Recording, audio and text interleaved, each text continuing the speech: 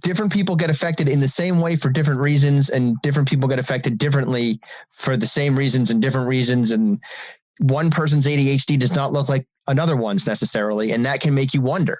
I was at the conference on ADHD in Philadelphia, so a year and a half ago, whatever. I don't know. Time is weird. And people were talking about how caffeine made them tired, and that was like a thing about ADHD. And I was like, holy crap, caffeine doesn't make me tired. What if I don't have ADHD? Like that doesn't make sense, but it happens. It's just the way your brain works, and don't sweat it. ADHD Rewired, episode 362.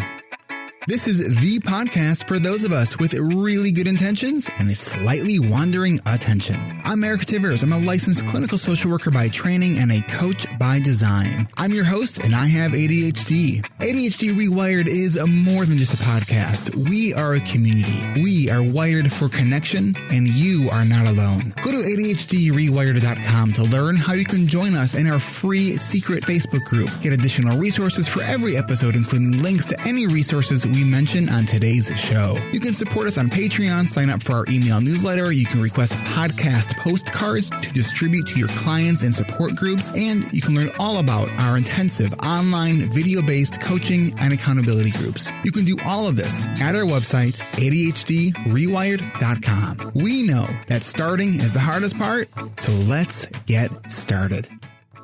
Welcome back to another episode of ADHD Rewired. We are here with all of the ADHD Rewired podcast network podcasters. We have Brendan Mahan. Hi, everybody. We have Moira Maybin. Hello. We have Will Curb. Hey there, everybody. And MJ Siemens. Hello. And we are here for our monthly live Q&A that we do every second Tuesday of the month. So we have a question right off the bat from Maria. So let me get Maria unmuted here so we can hear her question. Maria, just confirm that unmute and go ahead. Okay. Hi. Can you hear me? Mm-hmm.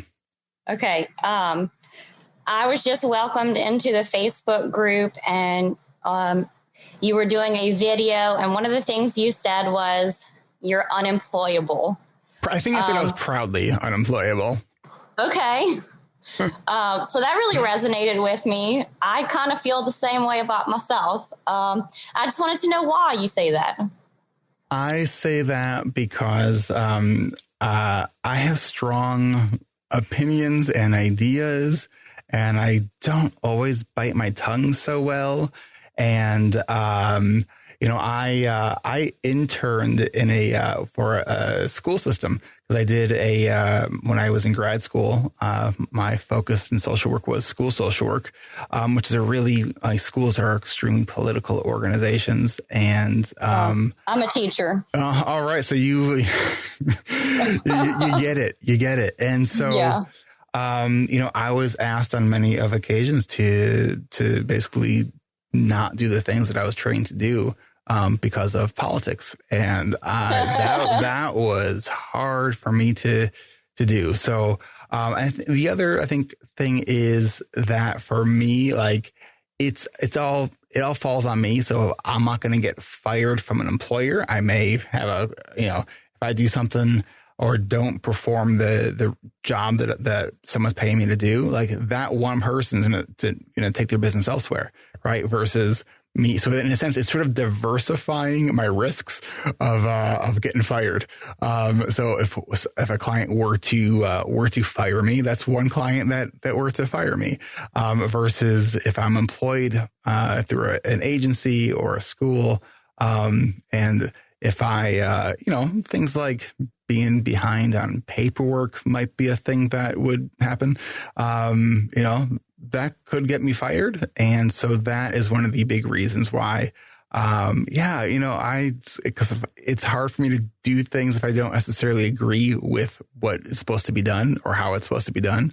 That's kind of why I say that I am unemployable. I mean, it's kind of tongue in cheek. Yes, if I need to get a job, I think I could go out there and get a job. But man, I don't want to do that. Yeah. That resonates with me even more now. So what do you want to do? I want side work. I want side hustles. I'm an artist, but I'm also into education. So I want to do a little bit of this, a little bit of that, you know? All right. Develop curriculum. I don't know. There's so many things that need to get done. Well, good luck. That's exciting. I absolutely love self-employment. And as a former teacher, it's totally a thing that can be done. And there's plenty of stuff in the education market that a former teacher can do. Thank you. Thanks, Maria. Thank you. All right, let's go to another question. Do we have one picked out? Moira picked out Bree's question. So we're going to bring Bree up here next. All right. We are in alphabetical order here. So I found Bree and now I'm going to allow Bree to talk. Oh, that was way harder than it needed to be. Here we go.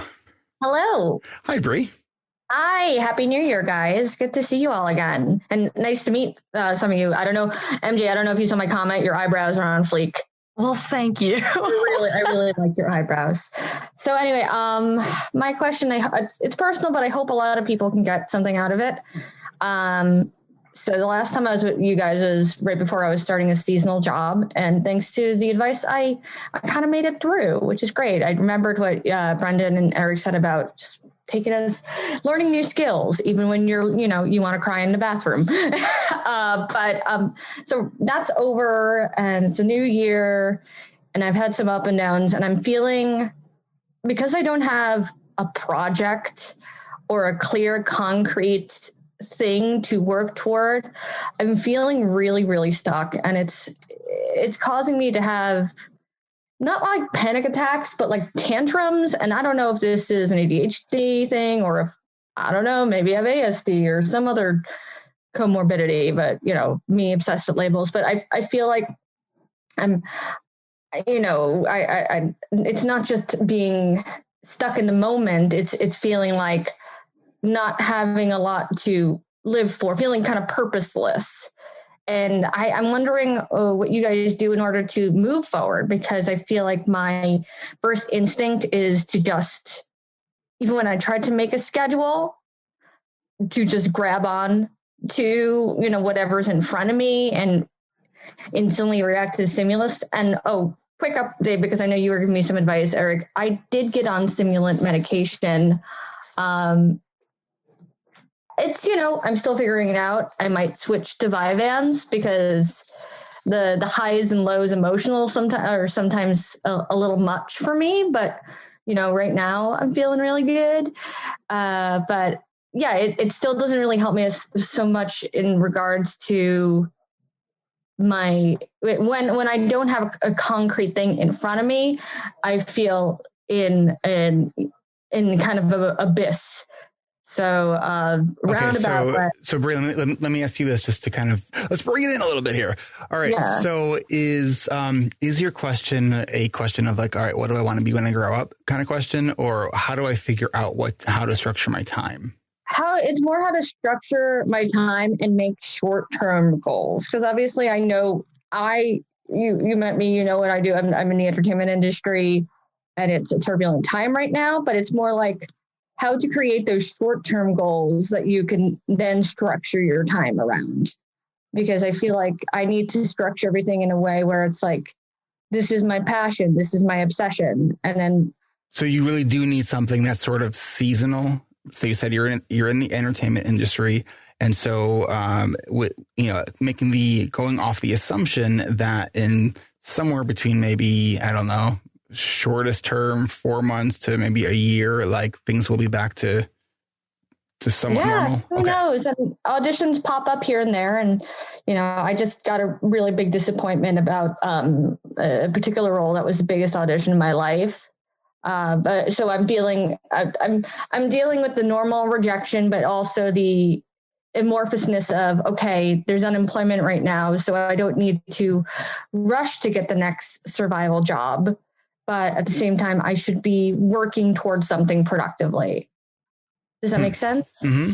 So is there anything that you could be doing now that would set you up so for when the world gets kind of put back together, that you'll be ready to roll and being auditioning for gigs and Yeah, and stuff that's like the that. hard thing because it's like, I guess we've all been in this for so long. It's hard to imagine things just flipping a switch. So right now it's how to just get out of that feeling of being stuck and feeling kind of immobilized by that. Hi, I see your hand.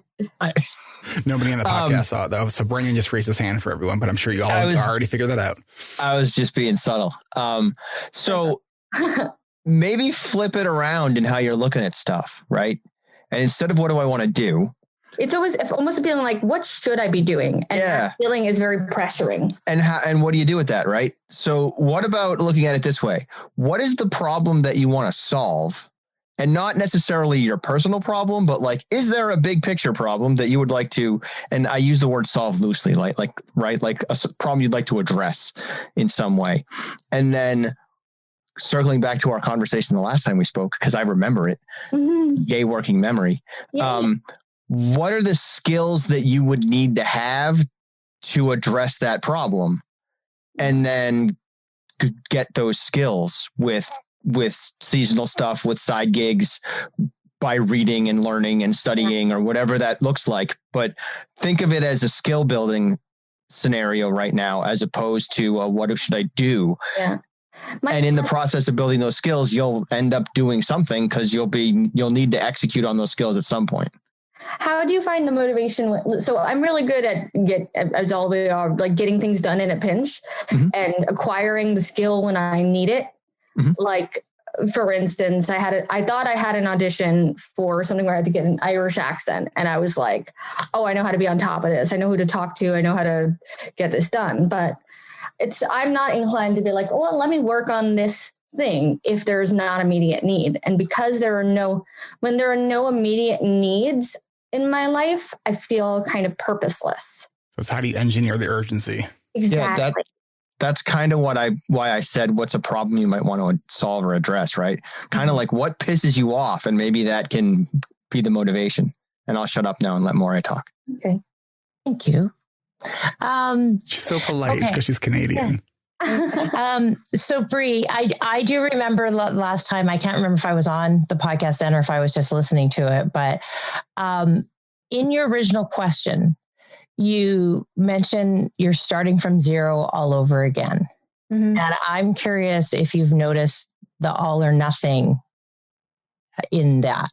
Oh yeah, I definitely, as someone who studied dialectic behavioral therapy, definitely hear that. But I'm acknowledging that's the feeling that I have. Okay. Even if it's not the reality. Right. So given that, are there things that have worked for you in the past to get yourself going or figure out how you want to spend your time and get moving on that? In the past, because my life can change, like the way my life is, it can change on a daily basis, and I am so controlled by my external stimulus and my emotions, I kind of just go with the distractions.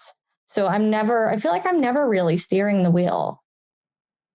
And is that something you would like to feel more of? Well, I am a control freak. So, I don't know, because I feel valid. Like, for instance, when that audition comes in, when you get that call for an audition, or when you get that job interview, or find out that something fun is coming up, like before it would be like a trip or something when we could go travel, which I miss incredibly. That would be something like to look forward to.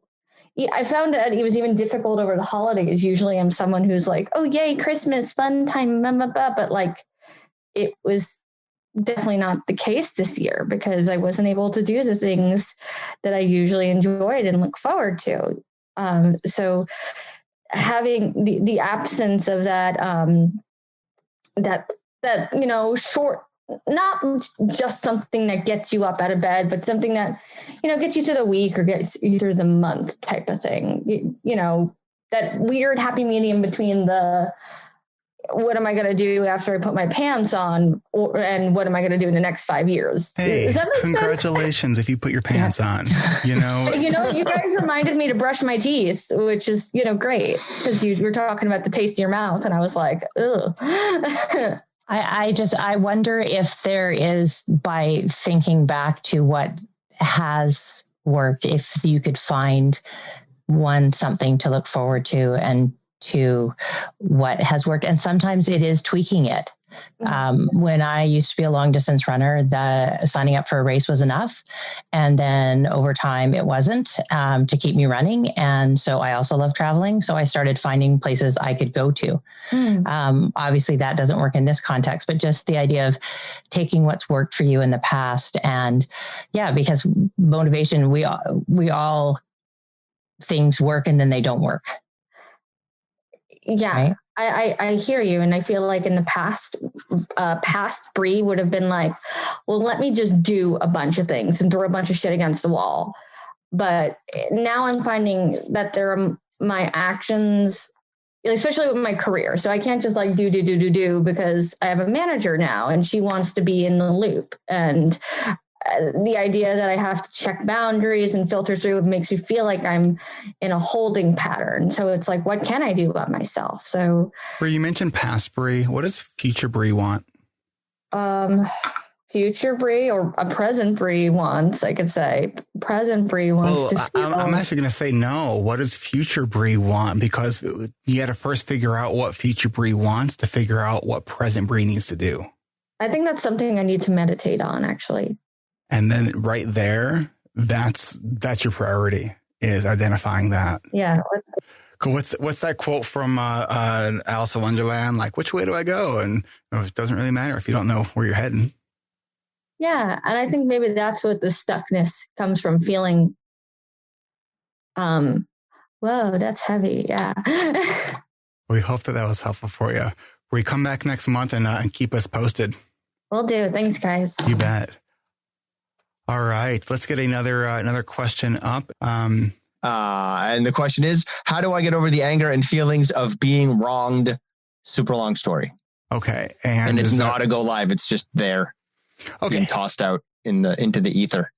So when I'm trying to get over the anger and feelings of being wronged, first, I wonder if I actually have to get over the anger. Like maybe my anger is justified and it's okay for me to be angry.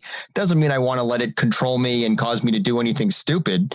But it's okay to be angry and to like have that, and you want it to go away, but that can take time and to get over it. And that's all right. On the other hand, if you're angry and it's sort of inappropriate because it wasn't that big of a deal or whatever, I find that sort of talking to myself, like some self-talk, is pretty helpful. Like this wasn't that big of a deal. Why are you mad? Calm down. And also trying to figure out, am I mad about something else? And this is like the thing that is like sort of opened the exit door of the stuff of the mad and the anger. And that now that like it's coming out, but I'm not really that angry about whatever happened. So that's some thoughts that I have. I don't know about the rest of y'all. MJ, what about you? Well, I was thinking, because feelings of anger and feelings of being wronged, that's something that I think we can all relate to at some point or another. We all sit with it. And the first thing that came up for me was forgiveness, not forgiving for the sake of the other person, but forgiving for ourselves, even if we don't tell the other party that we're forgiving them. Once we've kind of made that decision to forgive the person who's either wronged us or hurt us or angered us, that is for our own peace of mind. Then from there, it's a process of sitting with those feelings and letting that go, because even if we don't say to the other person, I forgive you, I think it's a really big step in giving ourselves permission to just say, okay, I accept what happened. And we can still be upset about it. We can give ourselves permission to do that. But then saying, even to ourselves, pretending we're talking to the other person, I forgive you, I think that gives us permission to let it go. And that's the process, but it's the start. I hope that helps a little bit. There is I was trying to look this up as you were talking. For all of you who played either the unofficial bingo or drinking game of every time I mention Brene Brown's name, go ahead and take a drink because I'm about to, or mark your square, because I'm about to mention Brene Brown's name. All right. So there was a 2-part episode on Brene Brown's podcast, where she interviewed, Harriet Lerner, all about forgiveness. And it was probably, one of the best podcasts I think I've ever listened to. It came out on May 6th and May 8th of 2020. It's so the part 1 is I'm sorry, how to apologize, and why it matters. Actually, it's part 1 and 2 is called that. So check that out. That's on the Unlocking Us podcast by Brene Brown. So I really, really want to recommend that, because that's really echoes what MJ was saying, is that, you know, forgiveness is what it's letting go of this sort of that toxic piece for ourselves, right? We're not doing it like to be like for somebody else, right? It's really for us. And I think too, anytime there's a time where we are wronged or hurt or, whatever it is, I think one of the things that can be helpful while maybe hard in the moment is to kind of ask ourselves, all right, what can I actually learn from this? Right?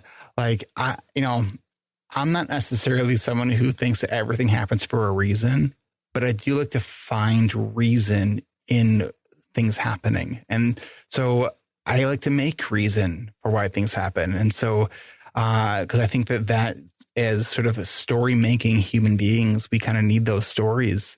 And so, if there is part of your story that is really on the sort of injustice part of what happened, what other stories can you maybe come up with to sort of aid in a healing and a self-discovery in something that really will be useful? Because I think the one thing that we can count on in life is that shit happens and there's things that are unfair, right? And so we can either sort of wallow in the unfairness of it, or we can try to learn something from it and get up and keep living life. Can I piggyback on that for a second? Mm-hmm. One of the things that we do as humans, and it's normal, is we make assumptions when we don't have all of the information, right? And the likelihood that your assumption is wrong is just as high, regardless of what that assumption is. So when I find myself making assumptions of like, well, that person's just a jerk, that person secretly hates me and has it out for me all the time or whatever, I'm like, is that assumption serving me or is it damaging me? If it's damaging me, I just change it to something that serves me better. And when it's an instance where someone has done me wrong, a lot of the time I end up trying to figure out why they might have messed up or why things might be hard for them. Like, where's their pain? And that allows me to bring some compassion to them, even if I never want to speak to them again. Yeah. It still lets me get some compassion there, and that lets me lead a little bit to some forgiveness too. You know, going back to the first question we were asked on the podcast today about being unemployable, right? Like, I was fired from my first internship in grad school. Like, it was, objectively speaking, it was a crock, like, that I got fired. Like, it was unjust. I was made an example of, right? Like, but I also was really, in hindsight, like, it sucked in the moment. Like, it sucked. I thought I wasn't going to graduate grad school on time because that's, it was going to put me sort of behind on my hours that I needed. But it also taught me, like, it taught me that, like, I am an extremely sort of ideal. Like, I have a lot of, I think in the world in a very idealistic way, right? And this kind of brought me down a little bit to reality and say there's the idealistic version of how things should go, and then there's the way of how things actually go. And that was a really important life lesson for me to learn. And I, and who knows, I might not be here talking to all of you right now if that didn't happen. So there's that. Will, do you have anything to add to that? One thing that I was thinking too is when we're having all these conversations, getting them out of your head can be really helpful too. I find I tend to have just repeating obsessive thoughts, especially when I'm angry, where I'm just like, they did this on purpose. They did this, just to spite me or something. And then when I like write it out, I'm like, I have a lot more trouble lying to myself. And also to add on to this is, so I had my episode about Occam's razor, but there's also Halen's razor, which is never attribute to malice what can be explained by stupidity, which I don't really like stupidity, but you can also just apply that with busyness or, so many other ideas where it's like, don't necessarily just attribute something to malice, because there's so many other reasons that things can happen. And when you're like, oh, maybe they had a bad day or whatever, it's like, they weren't out to get me. They just didn't see my text. Yeah. No, I think it's so important that we are generous with sort of our assumptions about others, right? All right, let's do this. Let's take a quick break, and we got a bunch of questions lined up for you when we come back. So we will be right back. Support for this podcast comes from the ADHD reWired coaching community, which includes our intensive coaching and accountability groups and our alumni membership community. If you are new to the podcast, welcome to ADHD reWired. We are glad that you are here. Our registration kickoff event for our spring sessions has been announced. It's going to be Thursday, February 25th at 11:30 a.m. Pacific, 2:30 p.m. Eastern. So mark your calendars.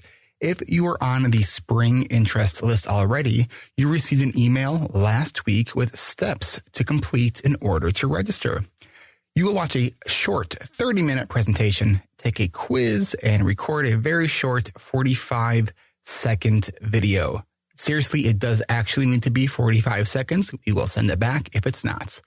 So add these steps to your calendar so you can complete them by the deadline of Friday, February 19th.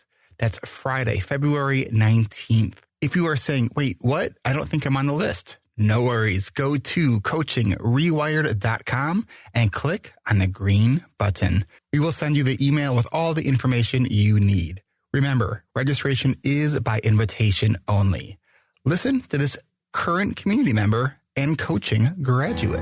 I joined to get a 10-week boot camp to help me get a hold of my ADHD. What I didn't realize was once I started being part of the community, it was such a massive support network that I just didn't realize was out there. And the value in that community, it adds so much value to the program. It allows me to have the support that I need after the program to continue to grow. I was really blown away by the amount of support that was available to me after the sessions and after this initial 10 weeks in the alumni community. Like at some point, I realized that the cost of the actual 10-week program was really more of like your entrance into the alumni program that then was only the $40 a month. I decided to join this group because I felt so alone after being diagnosed, and I discovered there's an amazing network of support out there of amazing people just like me. And you will be so glad that you joined when you meet our community. Go to coachingrewired.com and click on the green button to add your name to our interest list. The spring sessions start April 7th and go through June 18th. This is your chance to attend our invitation-only registration event on February 25th. Follow the steps in the email. Deadline for submissions to the registration kickoff event is Friday, February 19th. Can you afford to wait any longer? Coaching starts at coachingrewired.com. That's coachingrewired.com. Hey there, ADHD reWired listeners. Don't we all love things that are new and shiny? Well, ADHD reWired has some new and shiny offerings that we are working right now on building and will be rolling out soon. One of them is our adult study hall, which will allow you to work together with other adults with ADHD on Zoom. Go to adultstudyhall.com and add your name to the list to get your chance at locking in our founders rate of only $9.99 a month. That is half off of what our standard membership fee will be. We will be giving this to the first 100 members, our founders. They will have the chance to lock in this rate. I made a lot of progress on building out the platform that we are going to be using when we open up Adult Study Hall. So I think maybe 2 to 3 weeks away from actually opening the doors. So if you haven't put your name on that list yet, go to adultstudyhall.com. And besides this podcast, we have other podcasts. We have one for parents and educators called ADHD Essentials, hosted by Brendan Mahan. His latest podcast is about exercise as a part of the ADHD treatment plan. And we also have a podcast called Hacking Your ADHD, hosted by Will Curb. This week, Will's episode is about digital declutter, which I am sure we can all relate to and probably use some helpful tips from Will. Go check it out and subscribe at hackingyourADHD.com. Also, coming to the ADHD reWired podcast network, while a little bit behind schedule, that is okay. We are making progress on getting these launched. Those podcasts are The ADHD Friendly Lifestyle with Moira Maybin and ADHD Diversified with MJ Siemens. MJ's podcast, ADHD Diversified, might be out the next week or two, so pay attention for that. And we will be simulcasting her first episode on this podcast feed, so you can check it out. And if you love it, you can go find it and subscribe. And you can meet all of us on the ADHD reWired podcast network at our next live Q&A. We are doing this on the second Tuesday of the month, which I believe if you're listening to this on the day it came out, that's today. We're doing it at 10:30 a.m. Pacific, 1:30 p.m. Eastern. We do this at the same time every single month. So you can set a repeating event on your calendar right now so you remember to go. The website to register for our free Q&A is ADHDrewired.com/events. We will also air our live Q&A on our Facebook page. So make sure to like our page so you get notified when we go live. We hope to see you there. And if you want to ask a question live to any of us, make sure you are wearing headphones and are in a quiet space. The website, one more time, is ADHDrewired.com/events. And we are back. We have another listener who has a question for us. Yatunde, what is your question? So my question is how to deal with imposter syndrome during the whole diagnosis process. I've been trying to figure out if I have ADHD, which I'm like 75% sure I do, seeing my family and whatnot. And today I actually just got referred to a psychiatrist to go throughout the whole process, but we were testing medication. Like I just tried the generic for Dexedrine, but the whole time I was using the medication, while I knew it was working, I just felt like, what if I'm normal? And it's just, this is why people take it. I don't actually have ADHD and stuff. So it's that whole overthinking and placebo effect, quote unquote, has been getting through my mind. All right.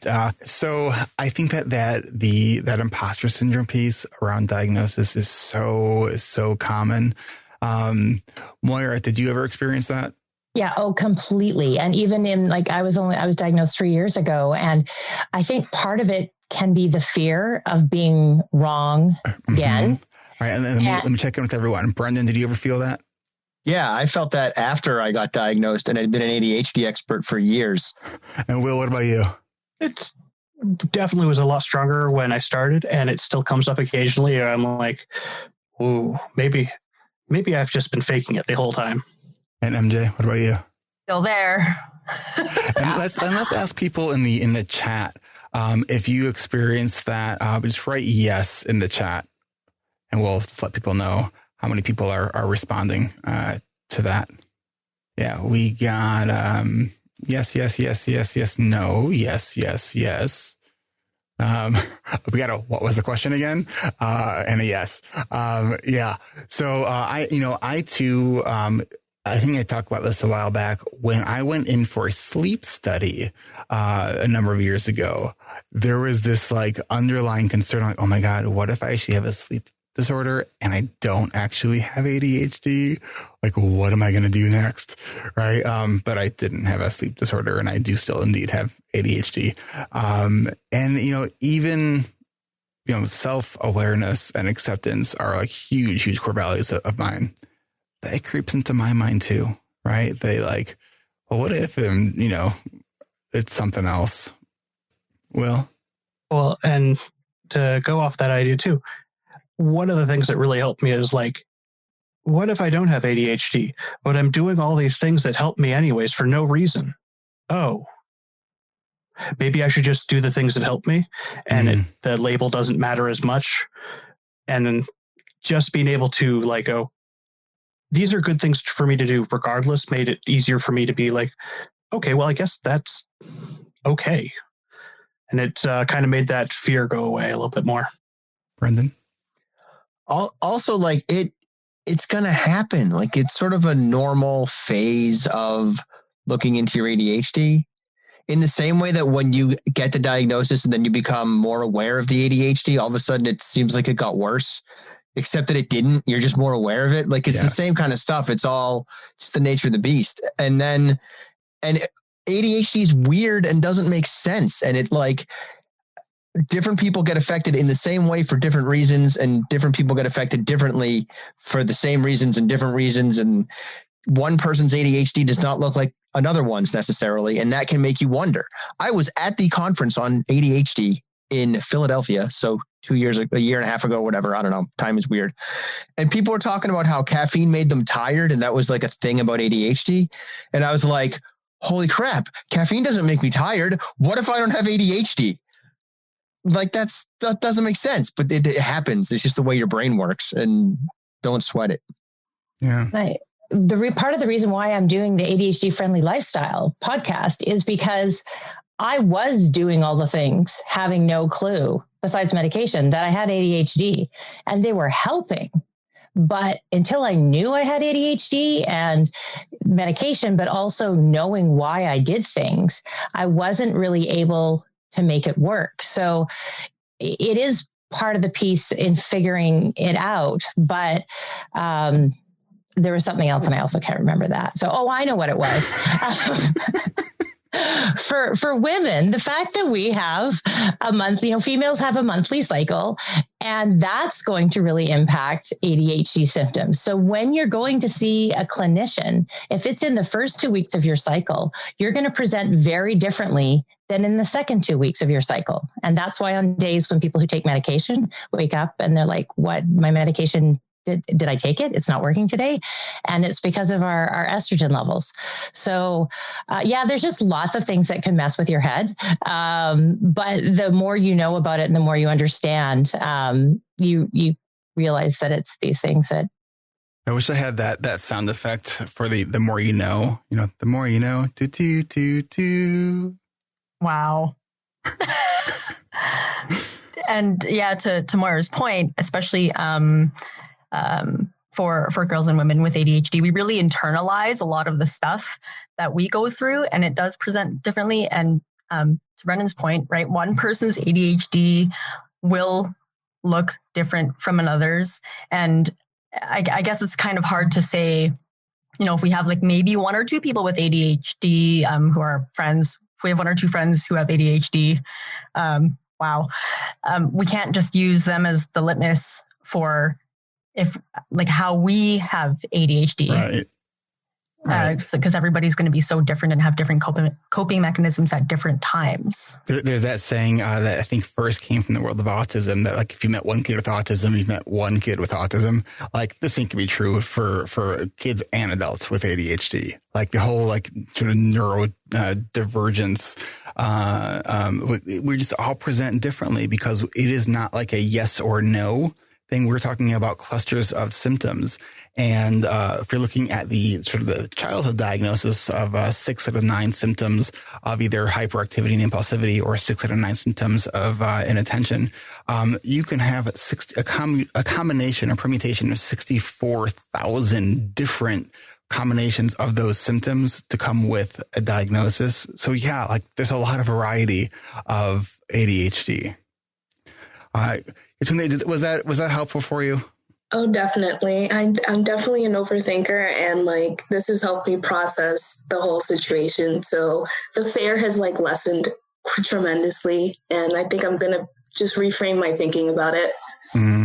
And stay connected in the community. We're glad to have you in the Facebook group, even if it did take like 4 months to actually get people in. And we're still working on that second batch. So if you're watching this live, and you're like, wait, I applied. Like we're getting to you. We're getting to you. So thank you so much for your question. Thank All right, you. let's go to another question. Do we got one picked out? Jenny's is related to that. Okay. And it's sort of like it, because when we were talking about, like I have 5 direct family members and our ADHD is all different, like who have ADHD. All right. So. Jenny wants to go live, right? Yeah. Hi, Jenny. Hi.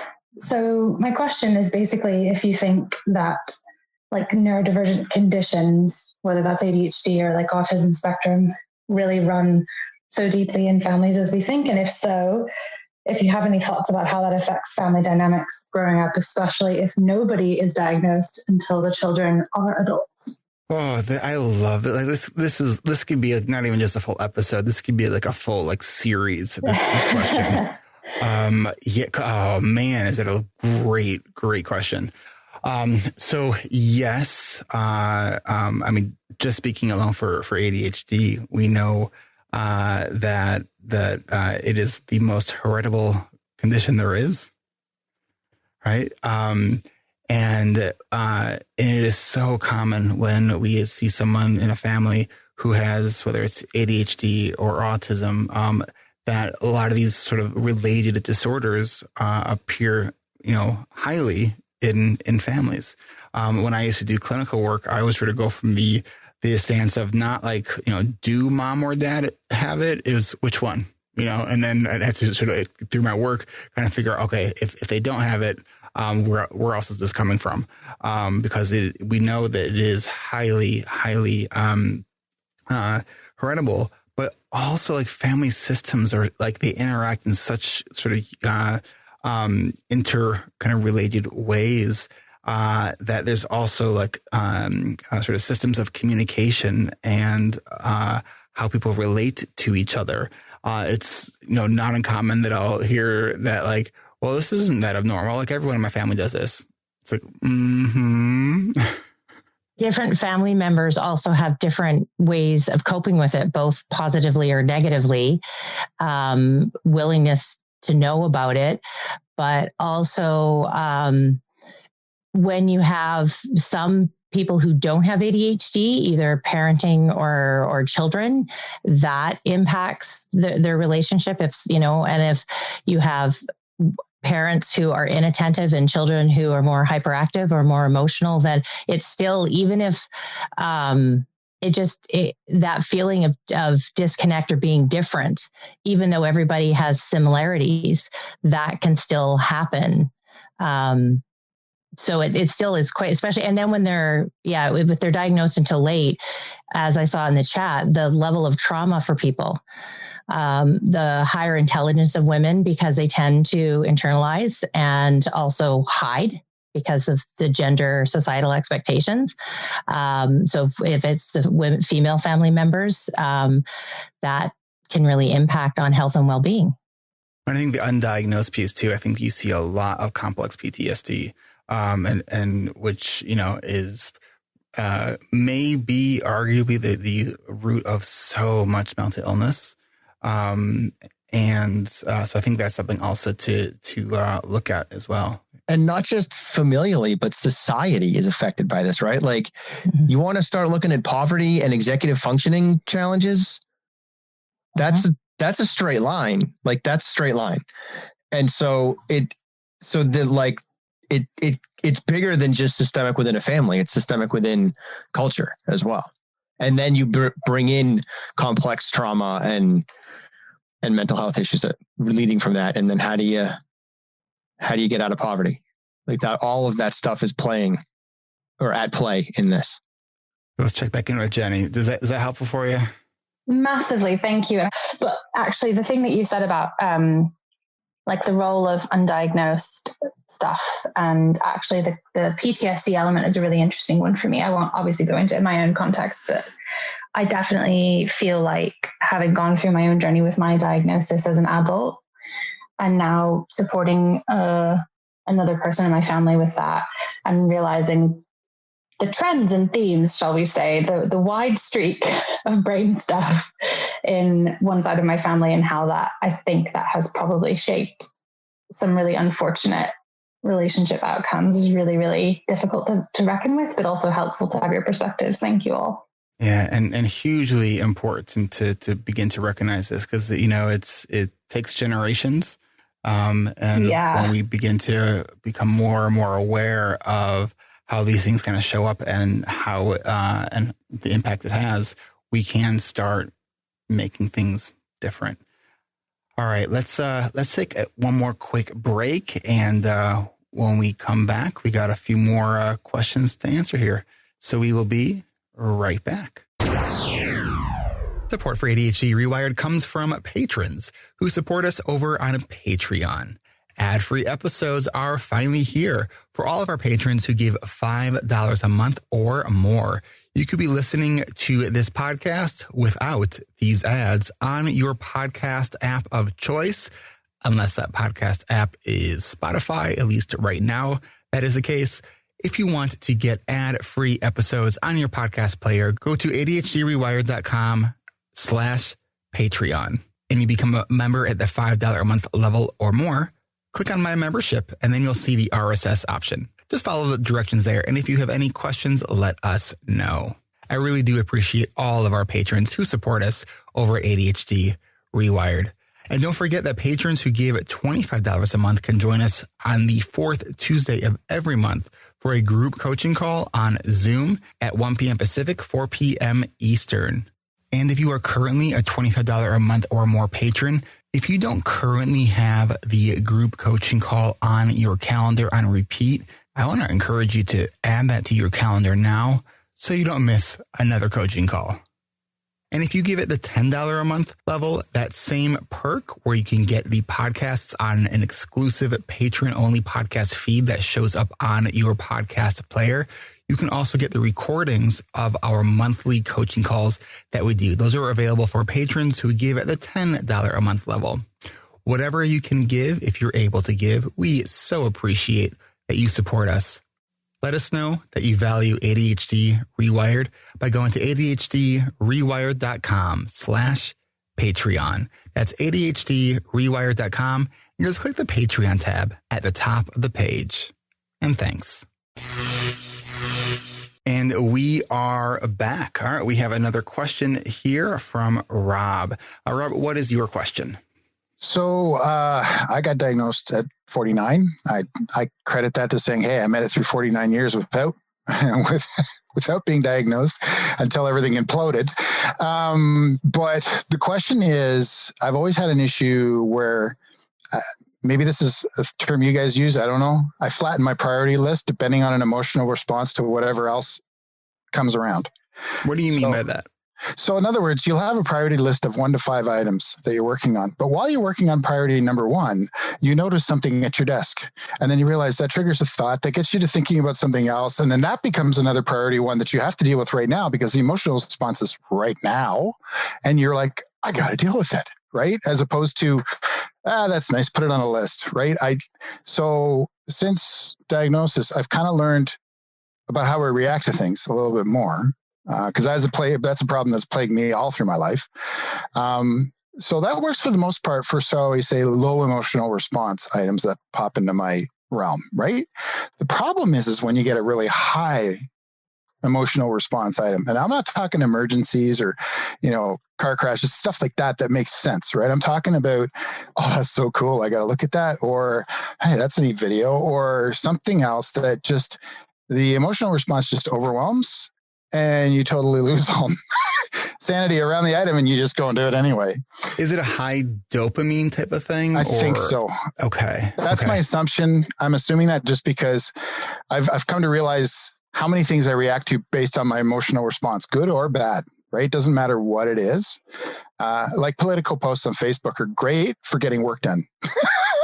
I use that energy, I transfer it, right? Because I'm, instead of replying to it, go, thanks for that, and get some work done, right? Because that's how I feel. So let's take it out of that. So just the context of, I can be working on 5 priority items, but then all of a sudden it all gets flatlined. That's why I say the priority 1 list goes flat, right? Let me ask you this. In the moment when, so is part of this, you're recognizing that like sort of in hindsight, like your attention is going to the wrong stuff?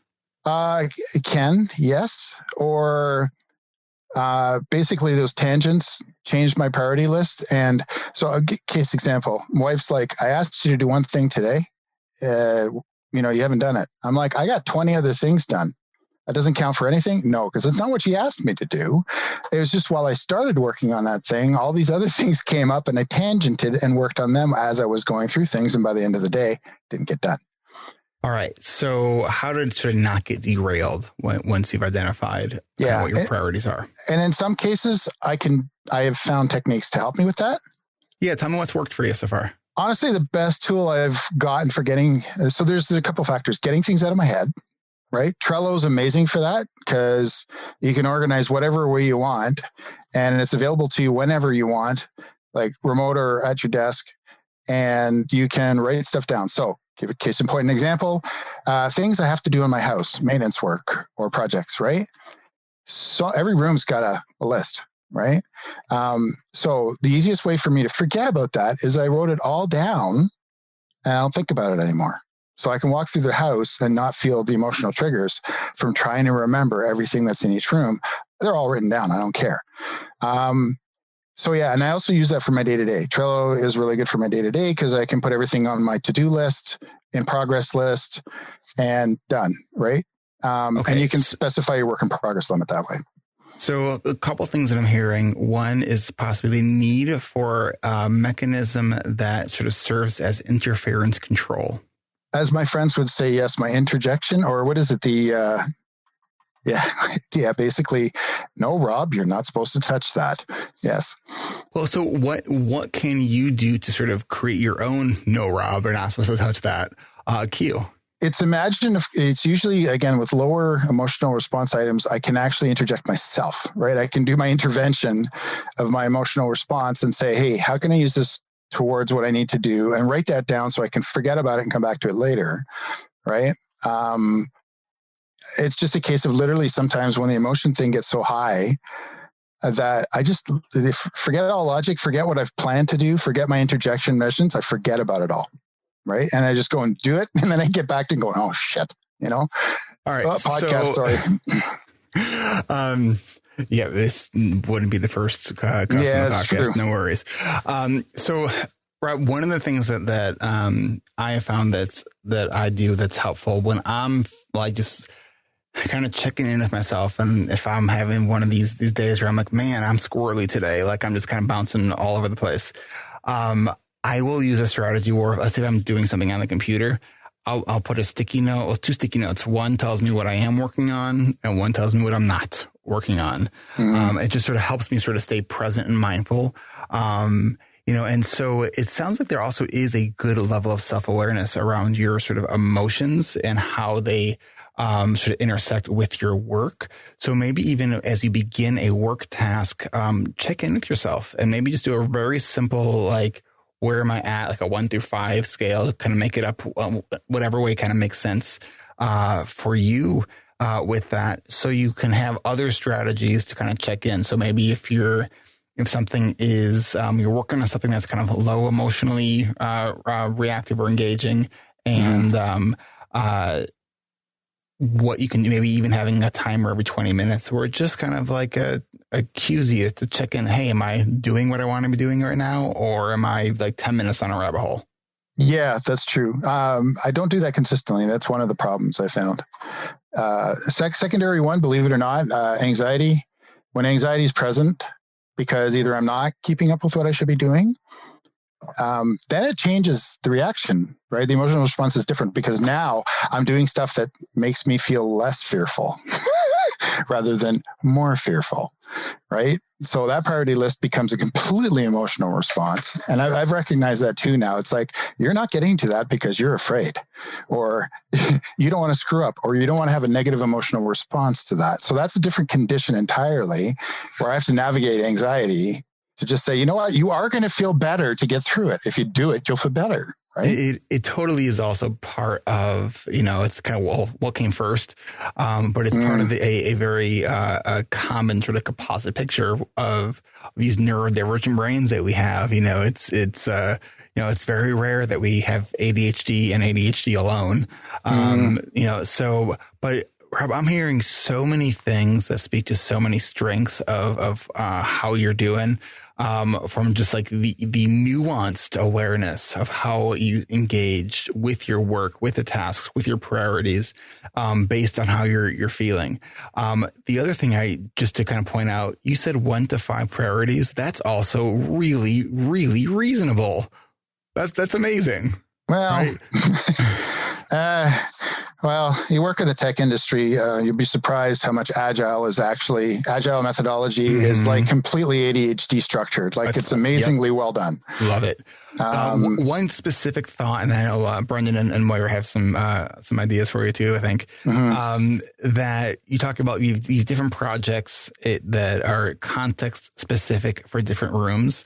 And you have these different lists based on what you want to do for each of these rooms. Mm-hmm. What if the list was literally in a physical form in that room? For those, no. So what I do is when I transfer it to the to-do list, I have a whiteboard in the kitchen with goal times and dates on those specific things, because the list is like over 100 plus items. There's no way I can put that anywhere that I'm going to feel good about, because my wife looks at it and goes, you haven't done that. You haven't done that. You haven't done that. Right. So it's a case of, I put on there what I'm actually going to commit to, pull from the backlog, right? Let's go back to Agile, but you pull from the backlog and then only commit to that work in progress limit. And I make it like 1 or 2 items, because if I accomplish those, then I add 2 more items, then 2 more items. That way, by the end of the time, I don't have a list of 10 things I want to do and don't accomplish most of them, right? Like that allows me, and it also prevents her from being uptight with me. So that's a good motivator too. It also sounds like there may be an opportunity here for a conversation with you and your wife about like, what are the things that are helpful? Like, because often the things that I think the people that care about us, like they say that, like it may be true, it's also not helpful. Right. Yes. And so maybe having a conversation about like, yes, like I'm aware of these things, and here is, and don't just say like what's not helpful. Also say what might be more helpful and how she can support you. So the answer is yes, I'm doing that. It's still a work in progress, right? Because you try one avenue, it doesn't work. You try another avenue, it doesn't work. You try another one, right? Hey, Rob, this work will always be a work in progress. I know. Forever and always. That's the fun part. Brendan, go ahead. In terms of this is little stuff, but you've kind of nuanced enough that I think that it may be helpful. One is, when you get hijacked by these powerful emotion moments, right? Keep a record of what's doing that, because there might be a pattern hiding in there that you're not seeing because you don't have a list of the kinds of events and activities that are hijacking you, or whatever that is. And then the other thing to do is kind of even getting more nuanced, is wonder about what elements might be heightening your emotions that exist kind of outside of that task, right? And an example of this is, my wife wanted me to sweep the kitchen floor. And I was getting like, I need to sweep the kitchen floor. I was getting really anxious about it, right? But then I kind of reframed it when I realized that I only have time really and truly to sweep the floor and do those kinds of tasks once a week. Like realistically, I can do that stuff on Sunday and that's about it. And so if a month goes by and I haven't swept the kitchen floor, that doesn't mean that I had 30 opportunities to sweep the floor and I didn't take them up. It means I had 4. Right. And that is a huge reframe for me. So something like that, I don't know exactly what yours is, but something like that might be playing a role here as well. Actually, you know what? That is an angle of that particular thing that I hadn't considered. was having dedicated day for that normally, because the answer is you're right. I say I'm going to clean the shower 2 weeks later, then I clean it rather than that weekend, right? So yeah, that would allow a reframe definitely on that perspective. Thank you. Awesome. Moira? Those things have really helped for me. Two other things, I'm just going to give a couple quick suggestions because a lot of your strategies are ones that work for me. So hopefully these ones might help. I have a program on my computer that's called Break for Eyes, and it comes on every 20 minutes, whether I like it or not. I mean, I can pause it. But what I found is it gets me out of that hyper-focus intensity, and it kind of is a bit of a jolt. It just basically, my screen goes for 20 seconds, and it says, look away. And I can bypass it if I want to, but it just helps me not continue to go deep into things. And similarly, I use my watch that same way. Is I will set, when I'm doing something, I'll just set a timer just so it's a poke.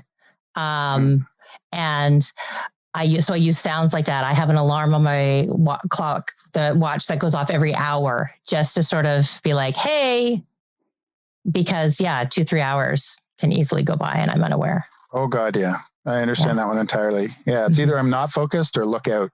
Right? Yeah. So cool. Thank you. Welcome to ADHD. Oh God. Yeah. Yeah. Thanks, Rob, for your question. Thank you. All right. We are almost at the end of an hour. I was going to see if we can fly through a couple of these questions here at the end here. So we got Samuel who, well, he did say he could go live. I'm just going to respond to it here.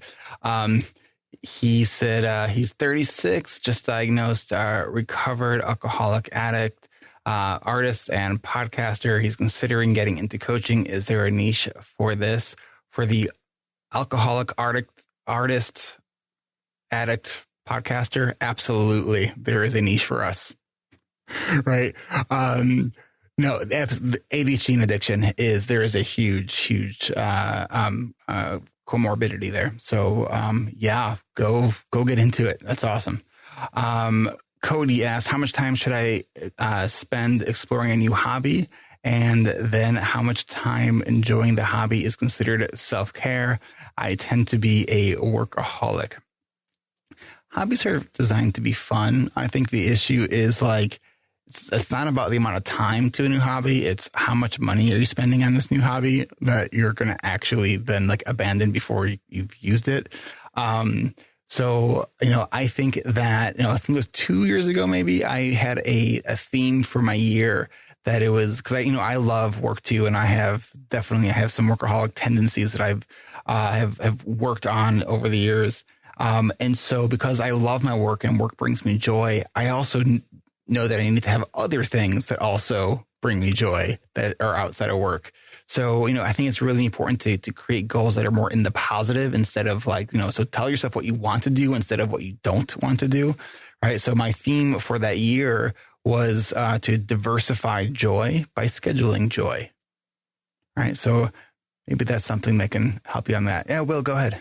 And to add on to that, what could make hobbies really good in that sense is making them things that you do with other people, because then you also get in that social time. It doesn't become something that you do, because we can also fall into that trap of I'm a workaholic and now I'm in my hobby all the time. I can't stop. And so things with friends can help both spur you to do it and keep it from you're doing it too much. Yeah. And eventually we will be able to get together with people again. All right. Daniel asked, how do we figure out or at least get an idea of where we should be when we grow up, when we don't have any notable skills or talents and nothing apparently stands out to us or the people closest to us? So my first thought was to get other people close to you that can actually be a better reflection of who you are, because I highly doubt that you have no notable skills or talents. Brendan, go ahead. And also, nobody's the chosen one. None of us are the chosen one. We have to choose. What is I talked about earlier, what's the problem you want to solve or address? What's the thing you want to do? pick that. And then as you work on it, you'll get more skilled at it. And then you'll be really good. And it'll seem like you're the chosen one, but it's because you chose it, not because like, I don't know, there was a sword and a stone somewhere. Anybody here feel grown up? That was probably the best question here because, like, what you all can't see who are just listening to this in the podcast is we just all made the faces of like, no, none of us feel grown up. I just turned 40. I'm like, what? Oh, how did that even happen? Like, because I certainly don't like, yeah. I still laugh at fart jokes. All right. So next question. Maggie asks, I want to do everything. I have tried to narrow it down. I have sat down and jotted pros and cons and decided what to do. This has been a constant internal battle for about 3 years now. I am now doing nothing. How do I decide? I really want to do it all. How can I do it all? Maggie, I don't even think I need to answer this question. I think you know the answer to this question. Like, you can't do it all, right? Like, yeah. So, and this is a really common thing. And I think it's also something to just recognize that, like, it's okay to have a gazillion things you want to do. And you can try to do a gazillion things, but you can only really do one at a time, right? So if you happen to live to be a gazillion, then you know, maybe you get to do the gazillion things. But like, if you are working on planning and if you are, you know, I think it's a Tim Ferriss quote. People often overestimate what they can get done in like a week, but underestimate what they can get done in a lifetime. Right. And I think that's why being really deliberate on our quotes, maybe that's a Tony Robbins. That's one of those people. We can get a lot done, but we have to be really choosy, because if we want to really get some big things done, like in those seasons of life, we have to say no to so many other things, but it's not a no forever. It's a no for now. Right. Can I throw a practical, actionable thing into this? Yeah. And I already sort of played with this a little bit. Take your list of pros and cons of all the things that you want to do. Take the list of all the things you want to do. Right. And then reorganize it thematically. Like what are connected in similar stuff and what are over here and connected in similar and all that stuff. And then whichever one has the biggest pile, start there. Because as you do that stuff, you're going to build skills that are related to the other things in that pile. And now you've got a really good skill stack for whatever that is. So that's the way I would do it, is start with the one that's got the biggest the ones that are in the biggest pile, pick something from that pile, start building some skills and get better at that. Awesome. All right. I'm scrolling to the bottom of our questions here. From Paul, according to research, to what extent are executive functions trainable skills in adults with ADHD? So one of the really kind of interesting things from the research, and Russell Barkley presented on this a number of years ago, where when we think about our executive functions, it's helpful to think about them in the terms of almost like a fuel tank. And that when we are practicing our skills and developing strategies, what we are doing is increasing our capacity for more fuel, right? So when we increase our capacity for more fuel, we are going to crash and burn a lot less, because we have created a greater sort of neural capacity for these executive functions. However, as the research shows, when you stop using your strategies, that fuel tank becomes smaller again. So kind of if you don't use it, you're going to lose it. But if you train it, you're going to gain it. I just made that one up. That was pretty good, huh? Word. Brandon, what do you got? Same idea, right? Like they're largely trainable skills.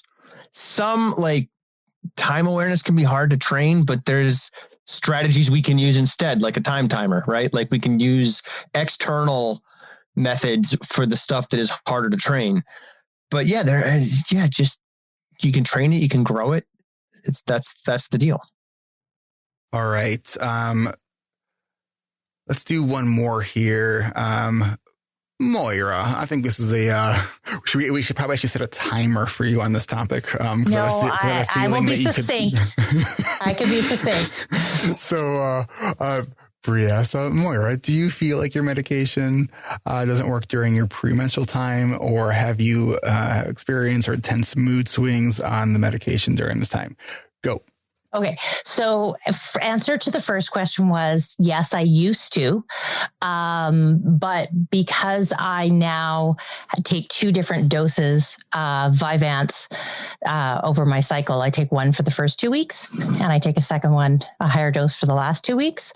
The intense mood swings, my emotional state has gotten a lot better since I've added another medication for me that is guanfacine, and that has really helped with my frustration tolerance and my emotional stability.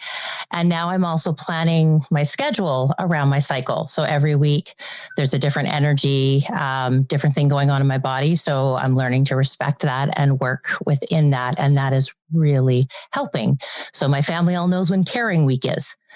And so that's the short answer. The longer answer you'll get soon on my podcast, as soon as I record that episode.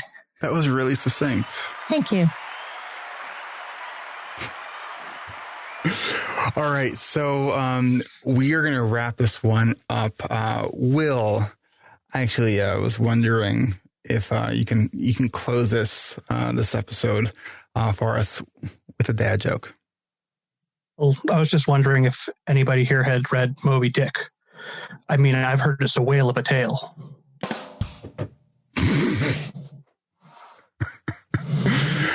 Thank you, everyone, for that. Brendan's face is just amazing. Thank you, everyone, for listening, for coming here live, for asking the questions, for watching on Facebook while you're pretending to work or trying to get some work done. We appreciate all of you in this community. Check out all of our other podcasts. We have Brendan Mahan, ADHD Essentials, Will Kerr of Hacking Your ADHD. We have MJ Siemens of Soon to Be ADHD Diversified. And we have Moira Maybin of Soon to Be the ADHD Friendly Lifestyle. So go subscribe to all of our podcasts when all of them are out. And thank you. We will see you back here next month, same time. And if you love what we are doing, you can support our work on Patreon by going to ADHDrewired.com and just click that Patreon tab at the top of the page. That's ADHDrewired.com/Patreon. And thanks so much. This is Eric Tivers. Thank you for listening, and congratulations for making it to the end. ADHD Rewired is more than just a podcast. We are a community focused on learning, growing, and connection. The website is ADHDrewired.com. You can find summaries and additional resources for each episode. You can apply to our free and secret Facebook community. You can learn more about ADHD Rewired's intensive online video-based coaching and accountability groups, and sign up for my email newsletter to get exclusive content you won't get anywhere else. It's all at ADHDrewired.com. While you're there, click the Patreon button.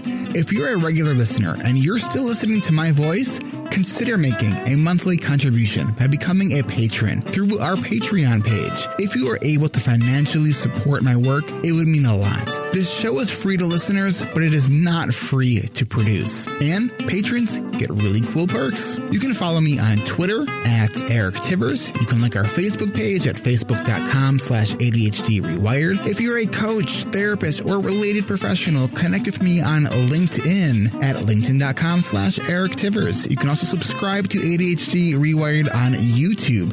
And you can subscribe to ADHD Rewired on YouTube and see select interviews and some other videos I've posted. Podcasts change lives. You can make a difference in someone's life by spreading the word about this podcast. Mention it in your online communities on Facebook, Twitter, Reddit, or wherever you hang out online. And be sure to share it with your friends and your family and your clients, as well as your coaches, therapists, and doctors. And if you're a coach, therapist, doctor, or ADHD support group leader, and you would like a pack of podcast postcards to hand out, You can request those at my website, ADHDrewired.com. And if you're a member of CHAD or any other ADHD support group, please be sure to tell them about this podcast. You can even show them how to download it on their phone. You know, you might be the person that turns somebody on to a podcast for the very first time. And if you really love this episode, please consider hitting share on your podcast player.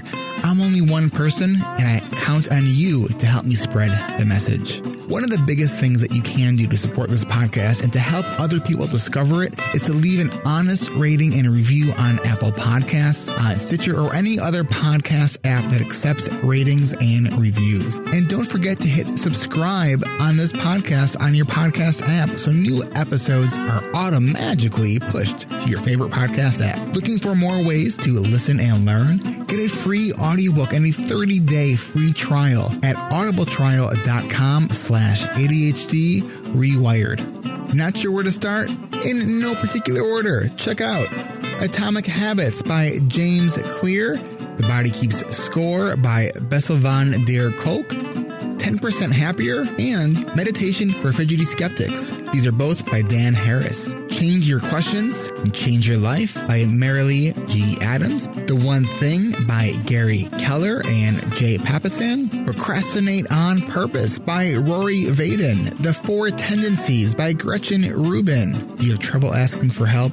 Listen to The Art of Asking by Amanda Palmer. It's one of the best produced audiobooks I've ever heard. If you're looking for something a little bit more, say, magical, I unexpectedly fell in love with the Harry Potter series. And I don't usually listen to those kinds of books, and I loved it. And of course, if you haven't yet boarded the Brene Brown bus yet, check out Brene Brown's books, starting with The Gifts of Imperfection, Daring Greatly, Rising Strong, The Power of Vulnerability, and if you're an entrepreneur or leader in any capacity, check out her 2018 book, Dare to Lead. And Brene still is my most wanted guest, so if you know Brene, and you would be so kind to make that connection for me, I would be really, really grateful.